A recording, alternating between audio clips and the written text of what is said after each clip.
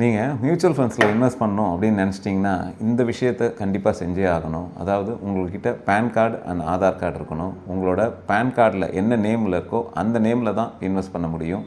Pan card and Aadhaar card ரெண்டும் link ஆகிருக்கணும்.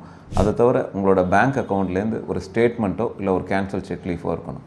இந்த மூணுத்தையும் கொடுத்து உங்களோட இன்வெஸ்ட்மெண்ட் அட்வைஸரோடு உட்காந்து உங்களோட மியூச்சுவல் ஃபண்ட் கேவைசியை கம்ப்ளீட் பண்ணிக்கோங்க. Through CAMS KRA or NSDL KRA or மற்ற கேஆர்ஏஸ் மூலமாக பண்ணிடுங்க. அடுத்ததாக நீங்கள் செய்ய வேண்டியது என்ன அப்படின்னா, உங்களோட எத்தனை வருஷத்துக்கு இன்வெஸ்ட் பண்ண போகிறீங்க, உங்களோட ஃபினான்ஷியல் கோல் என்ன, உங்களோட இந்த ஃபண்ட் எத்தனை காலத்துக்கு உங்களால் இன்வெஸ்ட் பண்ண முடியும் அப்படிங்கிறத உங்களோட முதலீட்டு ஆலோசகரோடு உட்காந்து கலந்துரையாடி நீங்கள் எந்த ரிஸ்க் கேட்டகரிஸில் வரீங்க அப்படிங்கிறத அனலைஸ் பண்ணுங்கள். பிகாஸ் ரிஸ்க் ப்ரொஃபைலிங் ஒவ்வொரு இண்டிவிஜுவலுக்கும் வித்தியாசப்படும். ஒரு 25 வயசில் இருக்கிற ஒரு இண்டிவிஜுவலுக்கு இருக்கிற ரிஸ்க் ப்ரொஃபைலிங் வேறு, அதே ஒரு 50 வயசு 60 வயசு இன்வெஸ்டருக்கு இருக்கிற ரிஸ்க் அப்படைட் வேறு.